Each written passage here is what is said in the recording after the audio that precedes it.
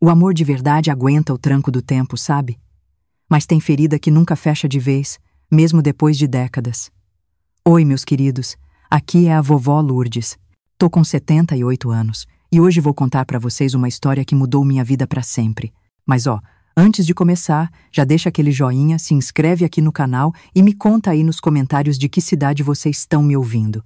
A companhia de vocês nessa viagem pelas minhas lembranças, nossa, significa muito pra mim. Eu nasci numa época em que menina já era criada para ser esposa e mãe, né? Minha mãe vivia dizendo que moça direita tinha que aprender a cozinhar, a costurar e a cuidar da casa antes de pensar em namoro. E foi assim que eu cresci, sonhando com o dia que ia achar um rapaz bom pra gente formar uma família. Laércio. Ele entrou na minha vida que nem um furacão. Alto, sabe? Com os olhos castanhos bem fundos e um sorriso que, meu Deus, iluminava tudo. Ele trabalhava no mercadinho do bairro e toda vez que eu ia lá comprar alguma coisa para minha mãe, a gente trocava uns olhares assim, com vergonha.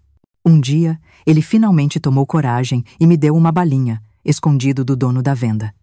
Foi o nosso segredinho. O primeiro de muitos que a gente ia ter. A gente começou a namorar escondido. Naquele tempo, moça de família não saía sozinha com rapaz, de jeito nenhum. Às vezes, a gente se encontrava no caminho da igreja. Outras, ele passava na frente da minha casa e a gente trocava bilhetinhos sem ninguém ver. Era uma coisa inocente, pura. Pelo menos era o que eu acreditava. Quando fiz 18 anos, o Laércio pediu minha mão em casamento. Meu pai, um homem turrão, bem tradicional, não gostou muito da ideia no começo. Ele tem condição de sustentar uma família? Ele perguntava sem parar. O Laércio tinha 20 anos e prometeu que ia ralar em dobro para dar uma vida digna pra gente. Depois de muita insistência, meu pai deixou.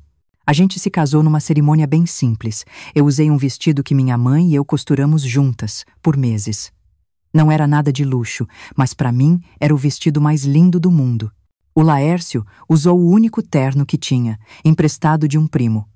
A gente era jovem, apaixonado e cheio de sonho. Os primeiros meses de casados foram um conto de fadas. Morávamos numa casinha pequena, mas era o nosso cantinho. O Laércio trabalhava em obra durante o dia e às vezes fazia uns bicos de noite. Eu cuidava da casa e fazia doce para vender na vizinhança. Eram tempos difíceis, mas a gente estava junto e isso parecia que bastava. Foi aí que eu descobri que estava grávida. Meu coração explodiu de alegria. O Laércio também ficou feliz, mas eu vi uma sombra de preocupação no olhar dele. Como é que a gente vai sustentar uma criança? Ele perguntava, andando de um lado para o outro na nossa salinha. Eu acalmava ele. Dizia que a gente ia dar um jeitinho. Que Deus ajuda.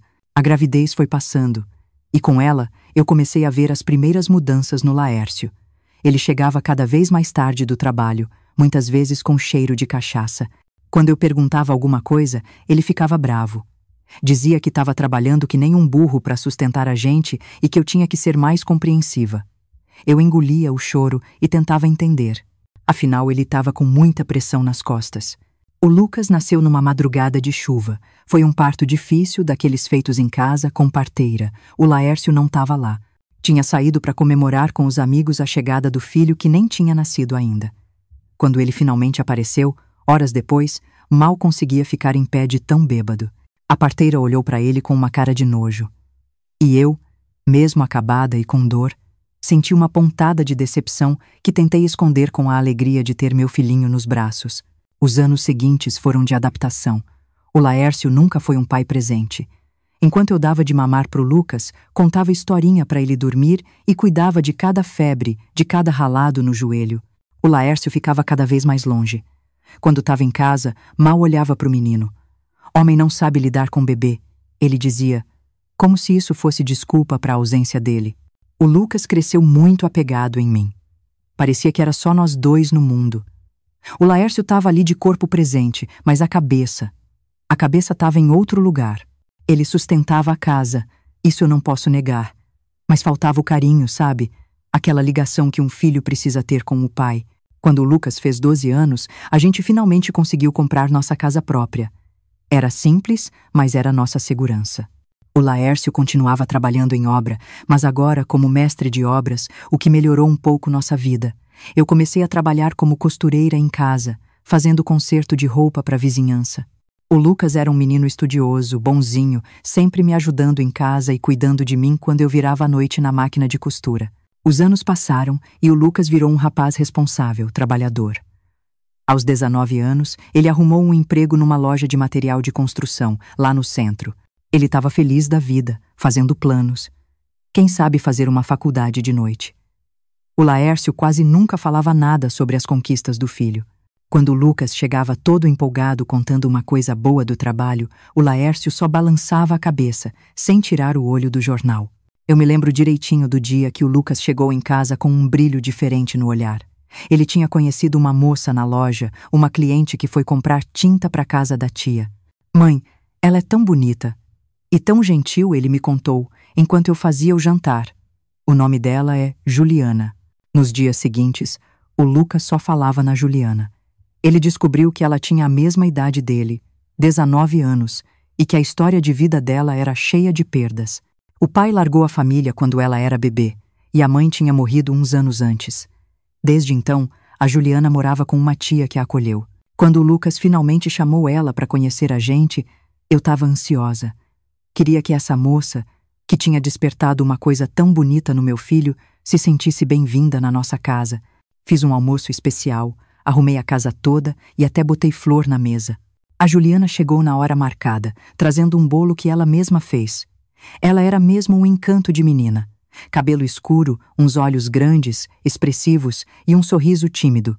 Se vestia de um jeito simples, mas tinha uma elegância natural. A gente conversou durante o almoço e ela contou um pouco da vida dela. Fiquei com o coração apertado com a história dela e admirei a força que ela mostrava. O que me chamou a atenção, de verdade, foi a reação do Laércio. Meu marido, que nunca se interessou por nada da vida do Lucas, se mostrou um poço de atenção com a Juliana. Fez pergunta da vida dela, ofereceu mais comida, até contou umas histórias da juventude dele, coisa que ele quase nunca fazia. Na época, eu achei aquilo bom. Pensei, opa, parece que o Laércio finalmente está se interessando pela vida do filho. Mal sabia eu que ingenuidade a minha. Se eu soubesse o que estava por trás daquela mudança toda, talvez eu tivesse evitado a tempestade que estava para acabar com a nossa vida. A Juliana começou a frequentar nossa casa direto. Ela e o Lucas não se desgrudavam. Quando ele não estava trabalhando, estava com ela. Às vezes iam no cinema, outras vezes só caminhavam pela pracinha ou ficavam de prosa na nossa varanda. Era bonito de ver o amor nascendo entre dois jovens tão bons. O Laércio também mudou. Começou a chegar mais cedo em casa, a participar mais da conversa no jantar. Eu reparei que ele sempre perguntava da Juliana quando ela não estava. Quando a namorada do Lucas vem visitar a gente de novo, ele perguntava. E eu, boba, achava que era só um sinal de que ele estava aceitando que o filho tinha crescido. Em poucos meses, o Lucas e a Juliana oficializaram o namoro. Ele me pediu ajuda para escolher uma aliancinha simples, mas bonita. Juntou dinheiro por semanas para comprar. No dia que ele fez o pedido, estava tão nervoso que nem comeu direito. A Juliana aceitou, claro. Os dois brilhavam de felicidade. Com o tempo, a Juliana foi ficando cada vez mais à vontade em casa. Como ela não tinha muita família, acabou achando na gente a família que ela sempre quis. Pelo menos era o que eu pensava. Ela me ajudava na cozinha, aprendia umas receitas, a gente trocava segredos. Eu via ela quase como a filha que eu nunca tive. O Laércio também parecia cada vez mais próximo dela. Se oferecia para buscar ela na casa da tia quando o Lucas estava ocupado, ajudava com probleminhas, dava conselho, e eu ficava feliz de ver meu marido finalmente se importando com a felicidade do nosso filho. Meu Deus, como eu fui cega. Mais ou menos 1 ano depois do começo do namoro, o Lucas nos pegou de surpresa com a notícia de que tinha pedido a Juliana em casamento. Eles queriam uma cerimônia simples, só para a família e amigos mais chegados. Como a Juliana não tinha pai para levar ela até o altar, o Laércio se ofereceu. Seria uma honra, ele disse, com um olhar que na hora eu achei que era a emoção de pai. Os preparativos para o casamento foram simples, mas cheios de alegria. O Lucas e a Juliana decidiram que no começo iam morar com a gente, num quartinho que a gente adaptou nos fundos de casa. Eles juntavam cada centavo para, no futuro, terem o cantinho deles. A Juliana escolheu um vestido de noiva simples, que a gente comprou num brechó. Mesmo assim, ela ficou uma princesa quando experimentou. Tá perfeito, Dona Lourdes. Ela me disse, com os olhos cheios de lágrima. Eu também chorei, emocionada de ver meu filho começando a família dele com uma moça tão especial. Eu nunca imaginei que aquelas lágrimas de alegria iam se transformar em lágrimas da dor mais profunda que uma mãe pode sentir. Nunca imaginei que a família que eu estava construindo estava prestes a desmoronar, que nem um castelo de areia na beira do mar. Mas a vida é assim, né? Quando a gente acha que tá tudo bem, que finalmente encontrou a felicidade, o destino vem e dá uma rasteira que testa toda a nossa força, toda a nossa fé. E foi exatamente isso que aconteceu no dia que era para ser um dos mais felizes da vida do meu filho. O dia do casamento amanheceu com um sol lindo, como se o céu não soubesse da tempestade que estava para se formar na nossa vida. Acordei cedo, animada, ansiosa. Tinha tanta coisa para fazer. O salão paroquial a gente já tinha arrumado na noite anterior, com flor do campo que a gente mesmo colheu. Tinha que economizar, mas a gente queria deixar tudo bonitinho pro casal. Preparei um café da manhã reforçado pro Lucas. Meu filho mal comeu, de tão nervoso. Os olhos dele brilhavam. Mãe, a senhora acha que eu vou ser um bom marido? Ele me perguntou, ajeitando a gravata que pegou emprestada de um amigo. Abracei ele bem forte. Você vai ser o melhor marido do mundo, meu filho, porque você tem um coração bom e honesto. Ah, se todo homem fosse assim. O Laércio tinha saído mais cedo. Disse que precisava resolver uns detalhes da festa. Achei estranho, porque parecia que já estava tudo certo, mas nem questionei. Meu marido nunca foi de ajudar muito nessas coisas, então qualquer ajuda era bem-vinda. A cerimônia estava marcada para as 3 da tarde. Lá pelo meio-dia, eu fui na casa da tia da Juliana, onde ela estava se arrumando. Levei umas fitinhas para o cabelo e umas flores para completar o buquê. Quando cheguei lá, a tia dela me disse que ela não estava. O Laércio passou aqui mais cedo, disse que ia levar ela na igreja para ver uns detalhes da decoração. A senhora me explicou. Um calafrio subiu pela minha espinha. Por que o Laércio faria isso sem me avisar? Voltei para casa correndo, achando que ia encontrar os dois lá. A casa estava vazia. Resolvi ir direto para a igreja, pensando que eles podiam estar por lá. Quando cheguei, só encontrei o padre e umas senhoras que estavam ajudando a arrumar as últimas coisas. Ninguém tinha visto o Laércio ou a Juliana. Um pressentimento ruim começou a tomar conta de mim. Eu tentava espantar, pensando para de ser boba. Lourdes, eles só devem estar resolvendo alguma coisa de última hora. Mas alguma coisa dentro de mim gritava que tinha algo muito errado. A igreja ficava do lado da casa paroquial, um sobradinho onde o padre morava. Nos fundos, tinha uma sala que usavam para reunião e catequese. Como a porta da igreja estava aberta, resolvi dar uma olhada por ali, vai que eles estavam lá dentro. Andei em silêncio pelo corredor do lado da igreja, indo em direção aos fundos da casa do padre. A porta da salinha estava entreaberta. Fui chegando devagar, sem querer atrapalhar. Foi então que eu ouvi vozes. Sussurros. Uma risadinha abafada que eu reconheci na hora. Era da Juliana. Meu coração começou a disparar. Empurrei a porta só um pouquinho, o suficiente para ver dentro da sala, o que eu vi ali. Nossa, vai ficar gravado na minha mente até o dia da minha morte. O Laércio e a Juliana. Eles estavam abraçados no meio da sala. E não era um abraço de sogro e nora. Não era um abraço de amigo. Era um abraço de amantes. Ele segurava ela pela cintura, os rostos colados. As mãos dela passavam pelas costas dele com uma intimidade que só existe entre duas pessoas que já dividiram muito mais do que conversa. Eu fiquei paralisada, sem conseguir me mexer, sem conseguir falar. O mundo parou. Só existia aquela cena, que rasgava meu coração em 1000 pedaços. Depois do casamento a gente dá um jeito. Eu ouvi o Laércio dizer. A voz baixa, urgente. O Lucas nunca vai desconfiar. A gente continua se encontrando, como a gente tem feito. A Juliana concordou com a cabeça, os olhos fixos nos dele. Eu tenho medo. Ela sussurrou. E se alguém descobre? E se a Lourdes percebe? O Laércio sorriu. Aquele mesmo sorriso que um dia me fez apaixonar. A Lourdes? Ela é ingênua demais. Nunca notou nada até agora. Por que ia notar depois? E outra, com você morando lá pertinho, vai ser até mais fácil. Cada palavra foi como uma facada no meu peito. A traição não era de agora. Não era um deslize. Era uma coisa planejada, feita debaixo do meu nariz, na minha própria casa. E o pior, eles iam continuar, mesmo depois do casamento com o meu filho. Não sei de onde tirei força, mas eu empurrei aquela porta com tudo. Ela bateu na parede com um estrondo. Laércio e Juliana se separaram num pulo, brancos que nem papel. Mãe! A Juliana exclamou, quase por instinto. Aquela palavra, mãe. Vindo da boca dela, naquele momento, foi como jogar sal na ferida. Me chamava de mãe, enquanto traía meu filho com meu marido. Há quanto tempo? Eu perguntei. A voz tremendo de raiva, de dor. Há quanto tempo isso está acontecendo? O Laércio deu um passo na minha direção, tentando se explicar. Lourdes, não é o que você está pensando. A gente só tava. Não se atreva a mentir para mim. Eu gritei, cortando ele.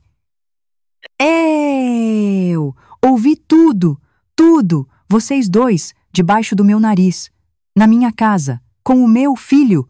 A Juliana começou a chorar. Um choro alto, borrando o rosto que daqui a pouco ia receber maquiagem de noiva. Me perdoa, dona Lourdes.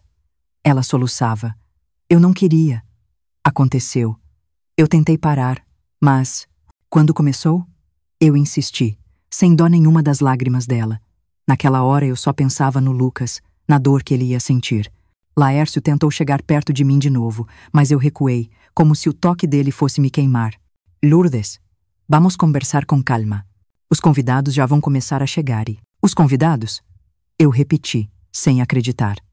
Você ainda está pensando em continuar com essa palhaçada? Vocês iam mesmo deixar o Lucas casar com ela, enquanto vocês dois continuavam. Continuavam. Eu não consegui terminar a frase. Um enjoo subiu pela minha garganta. Tudo o que eu acreditava, a família que eu achei que tinha, a felicidade que eu pensei que estava perto, tudo desabando na minha frente. Foi nesse momento que eu ouvi passos no corredor. O Lucas. Ele apareceu na porta, arrumado no terno emprestado, com o rosto ansioso. Mãe? Pai? O que está acontecendo? Eu ouvi uns gritos e... Ele parou quando viu a Juliana chorando, o clima pesado na sala. O que foi? O tempo congelou.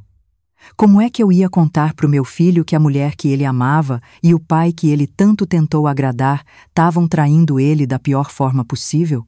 Como que eu ia destruir o coração dele minutos antes do dia mais feliz da vida dele? Mas eu sabia. A verdade, por mais que doce, era melhor que uma vida de mentira. O Lucas merecia saber. Lucas. Eu comecei. A voz mais firme agora. Eu peguei seu pai e a Juliana aqui, juntos. Ele franziu a testa, se me entender. Juntos? Como assim? Resolvendo coisa da cerimônia? Não, meu filho. Eu respondi, olhando bem nos olhos dele. Eles estavam juntos como um homem e uma mulher que têm um caso. Um caso que, pelo que eu descobri agora, já dura um bom tempo. O rosto do Lucas se transformou na minha frente. A confusão virou choque, depois dor e, por fim, uma raiva que eu nunca tinha visto. Os olhos dele, iguais aos meus, se encheram de lágrimas. É verdade? Ele perguntou, olhando para Juliana, a voz irreconhecível. A Juliana não conseguiu encarar ele. Abaixou a cabeça, chorando sem parar. O silêncio dela foi a resposta. O Lucas, então, virou para o Laércio. Pai? A palavra saiu como um pedido, como se ele ainda esperasse que fosse tudo um engano. Laércio, sempre tão seguro de si, parecia ter encolhido. Filho, nós. Foi um erro, um momento de fraqueza. Não significou nada. Foi a gota d'água. Ele avançou para cima do pai com uma fúria que me deu medo. Eu segurei ele pelo braço para ele não fazer uma besteira. Não vale a pena, filho. Eu disse, puxando ele para perto de mim. Eles não valem as suas lágrimas, muito menos a sua raiva. O Lucas respirava fundo, o corpo todo tremendo. Olhou uma última vez para Juliana, encolhida num canto da sala, e disse, com a voz fria, distante: O casamento está cancelado. Eu quero os dois fora da minha vida. Para sempre. A gente saiu da sala, deixando os dois para trás. Lá fora, os primeiros convidados estavam chegando. Eu vi a confusão na cara deles quando viram a gente, o noivo e a mãe saindo apressados da igreja, os dois arrasados. Uma amiga minha, Solange, veio perto preocupada. Lourdes, o que aconteceu? Cadê a noiva? Eu respirei fundo, buscando força. Não vai ter mais casamento hoje. Anunciei, tentando manter a voz firme. Peço desculpas a todo mundo, mas as circunstâncias não permitem que essa união aconteça. Os cochichos começaram na mesma hora. Eu vi a curiosidade, a preocupação e, em alguns rostos, até um prazer de estar vendo o escândalo de perto. Cidade pequena tem disso, né? Segredo não dura muito tempo. O Lucas ficou do meu lado, de cabeça erguida, apesar da dor que estava na cara dele. Naquele momento, eu senti um orgulho imenso do meu filho. Meu menino, enfrentando a pior traição do mundo com uma força que eu nem sabia que ele tinha. A gente voltou para casa em silêncio. Não tinha o que falar. Parecia que um furacão tinha passado nas nossas vidas e deixado só os destroços. Naquela noite, o Lucas se trancou no quarto. Pela porta, eu ouvia os soluços abafados dele. Meu coração de mãe sangrava, mas eu sabia que essa era uma dor que ele precisava sentir sozinho. O Laércio não voltou para casa. Fiquei sabendo que ele dormiu na casa de um amigo. A Juliana sumiu. A tia dela, morrendo de vergonha, me contou dias depois que ela tinha ido para a capital, para a casa de uma prima. Os dias seguintes foram um pesadelo. A fofoca do escândalo se espalhou pela cidade que nem fogo em palha seca. Para todo lugar que a gente ia, o Lucas e eu, a gente sentia os olhares, os cochichos. A vergonha era quase tão ruim quanto a traição. Uma semana depois, o Laércio tentou voltar para casa. Achou as roupas dele na varanda, dentro de umas malas velhas. Tentou falar comigo, implorou perdão. Eu bati a porta na cara dele, o coração duro de raiva. Foi aí que o Lucas e eu tomamos uma decisão que ia mudar nossa vida. A gente não podia continuar naquela cidade. Cada esquina, cada rosto conhecido lembrava a gente do que tinha acontecido. A gente precisava de um recomeço. Vamos vender a casa, mãe. O Lucas sugeriu uma noite. Vamos para longe daqui. Começar de novo. Olhei para o meu filho. Os olhos ainda tristes, mas com um pingo de determinação que me deu esperança. Sim, talvez fosse isso. Um lugar novo, uma nova chance. Longe do Laércio, longe da Juliana, longe das lembranças que sufocavam a gente. Mas tinha um problema. A casa estava no meu nome e no do Laércio. Como que eu ia convencer ele a vender? A resposta veio de um jeito que eu não esperava. Veio através de uma vizinha, que virou nossa anja da guarda no meio do caos. Na manhã seguinte, eu bati na porta da Tânia, nossa vizinha. Ela era advogada, uma das poucas mulheres na profissão naquela época. Muita gente achava ela estranha por ter escolhido estudar em vez de casar. Mas eu sempre admirei a força dela. A Tânia me recebeu com um abraço, sem falar nada. A notícia já tinha chegado nela. Mas diferente dos outros, nos olhos dela só tinha compaixão. Preciso da sua ajuda, Tânia, eu disse. Quero vender a casa e recomeçar em outro lugar com o Lucas, mas o Laércio. Ela levantou a mão, me cortando com delicadeza. Eu já imaginei que você vinha.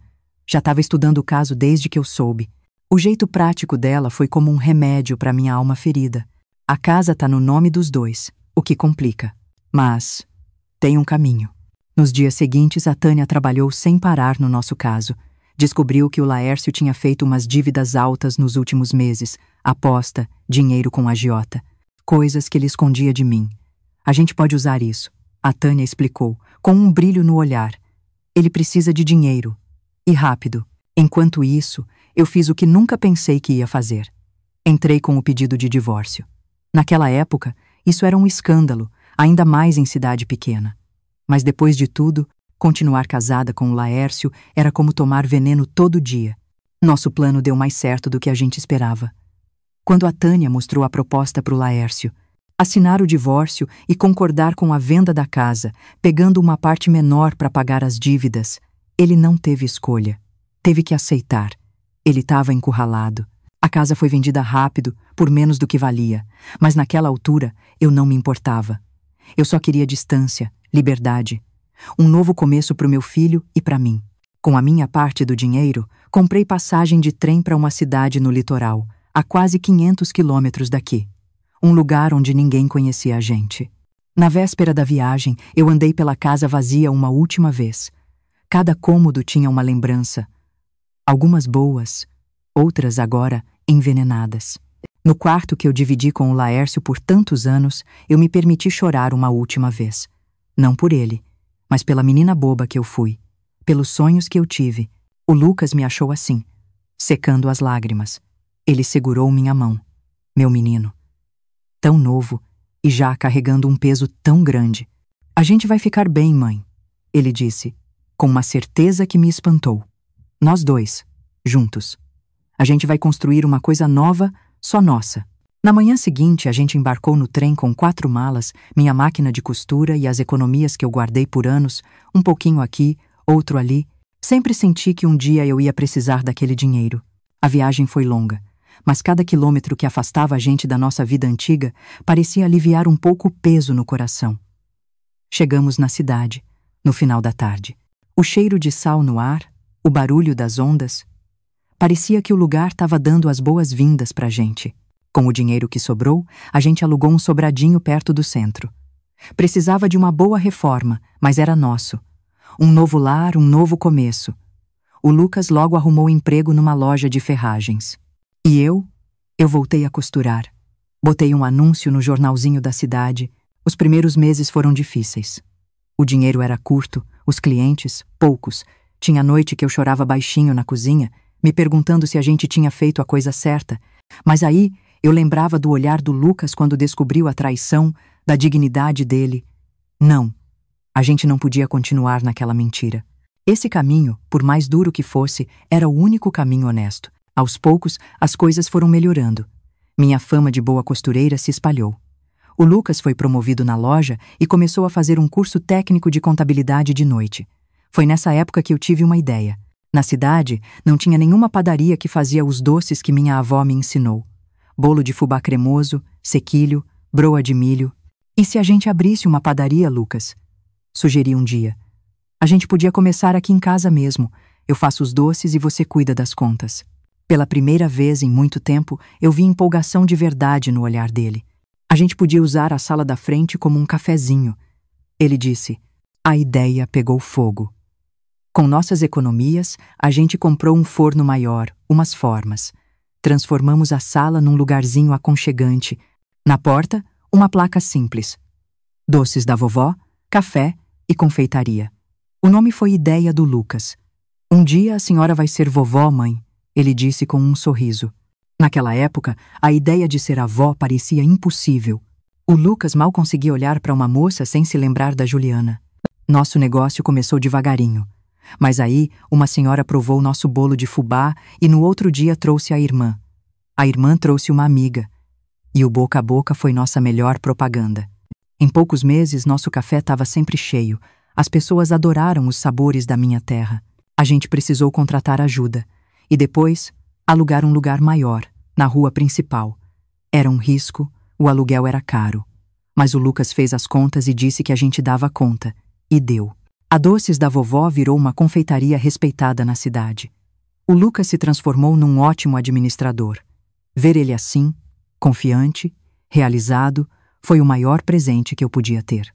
E eu achei na cozinha a minha cura. Amassar o pão, fazer os doces, era uma terapia. Aos poucos, a ferida foi cicatrizando. A gente nunca esqueceu, mas a dor foi ficando menor. A gente construiu uma vida nova, longe do escândalo que nos fez fugir. 5 anos depois, a gente recebeu uma carta da Tânia. Ela contou que o Laércio tinha se mudado para o interior. Vivia uma vida simples e nunca mais se casou. Da Juliana, ninguém tinha notícia. A carta não me deu raiva, nem alegria. Só uma sensação de distância. Mostrei para o Lucas, ele leu e só disse: espero que tenham encontrado paz, como a gente encontrou. Foi nessa época que eu notei uma mudança no Lucas. Ele começou a sorrir mais e tinha uma cliente em especial, a Beatriz, filha de um professor da cidade, uma moça discreta, de fala mansa. Todo dia, ela aparecia para comer um pedaço de bolo de cenoura e tomar um cafezinho, sempre perto do balcão, para trocar umas palavras com o Lucas. No começo eu fiquei com o pé atrás, tinha medo de ver meu filho sofrer de novo, mas fui observando os dois. O respeito, a timidez, o brilho no olhar, meu coração se acalmou. A Beatriz não era a Juliana. E o Lucas, apesar das cicatrizes, não era mais aquele menino ingênuo. Uma tarde, ele me procurou na cozinha da padaria. Mãe, ele começou, meio sem jeito. Convidei a Bia para jantar lá em casa domingo. Quero que a senhora conheça ela melhor. Olhei para o meu filho, já um homem, com uns fios de cabelo branco. Ela é especial para você, né? Perguntei. Ele sorriu. Um sorriso tímido. Acho que tô me apaixonando, mãe. E tô com medo. Abracei e ele bem forte. O medo faz parte, meu filho. Mas não deixa o passado roubar seu futuro. O domingo do jantar chegou. Eu fiz os pratos preferidos do Lucas. Queria que tudo estivesse perfeito. A gente já morava numa casa melhor, que conseguimos comprar com o dinheiro da padaria, uma casinha azul, com uma varanda gostosa e um jardim que eu enchi de flores. Às 6 em ponto, a campainha tocou. O Lucas correu para atender. Logo depois, ele entrou na cozinha com a Beatriz do lado. Ela era simples, elegante, mas o que mais me chamou a atenção foi o olhar dela. Direto, sincero. É um prazer finalmente conhecer a senhora, Dona Lourdes. Ela disse, estendendo a mão. Eu ignorei a mão dela e dei um abraço. Alguma coisa nela me tocou, me deu paz. O jantar foi uma delícia. A Beatriz era filha de professor de literatura, cresceu no meio dos livros, falava com paixão sobre os alunos dela. Eu vi o jeito que o Lucas olhava para ela, com admiração, com respeito. Era tão diferente. Depois do jantar, mandei os dois para o jardim, para dar um espaço para eles. Pela janela, eu vi os dois andando lado a lado. Naquela hora, eu soube. A Bia, como a gente começou a chamar, virou presença constante na nossa vida. Aos domingos, ela jantava com a gente. Aos poucos, ela foi curando meu filho. Ele voltou a cantarolar enquanto trabalhava, uma coisa que não fazia há anos. 8 meses depois daquele jantar, o Lucas me procurou. Mãe, eu quero pedir a Bia em casamento. Meu coração deu um aperto. Não de medo, mas de emoção. Ela até fosse feliz. Eu disse. Mais do que eu achei que era possível, ele respondeu. Então você tem a minha bênção. Mas, você contou para ela sobre o passado? Elle ficou sério. Não tudo. Ela sabe que eu fui noivo que terminou mal. Mas não sabe os detalhes. Filho, um casamento não pode começar com segredo. Se ela te ama de verdade, ela vai entender. O Lucas conversou com a Bia. Não sei o que eles falaram, mas quando voltaram, os dois tinham chorado. A Bia me abraçou bem forte, sem dizer nada. Naquele abraço, eu senti que ela tinha entendido tudo. O pedido de casamento foi simples, numa praia, só os dois. A família dela era gente boa, simples como a gente. O casamento foi numa capelinha perto do mar, só os mais chegados. A Bia estava linda. O Lucas, quando viu ela entrando, tinha um olhar de felicidade que me fez chorar. Mas dessa vez, eram lágrimas de gratidão. Depois de tanta dor, meu filho tinha encontrado a felicidade de novo. Eles foram morar no andar de cima da nossa casa, que a gente adaptou. A vida ganhou um novo ritmo. E quase um ano depois do casamento, numa noite, a Bia deu a notícia. A gente tem uma novidade. Ela disse, segurando a mão do Lucas. Vamos ter um bebê. O mundo parou. Um bebê. Eu ia ser avó. A vida. A vida estava nos dando uma nova chance. Eu abracei os dois, chorando de alegria. Naquele momento, eu senti que um ciclo se fechava. A dor não tinha sumido, mas agora estava coberta por camadas de amor e de esperança. A gravidez da Bia foi tranquila. O Lucas virou um pai super protetor. Eu entendi a ansiedade dele. Depois de perder tanto, o medo de perder de novo é grande. No outono, nasceu a Sofia, nossa pequena joia. Quando eu peguei ela no colo pela primeira vez, senti um amor que não cabia no peito. Meu coração tinha achado um cantinho novo, que eu nem sabia que existia. Com a chegada da Sofia, a padaria ganhou até uma parte de coisinhas para a criança.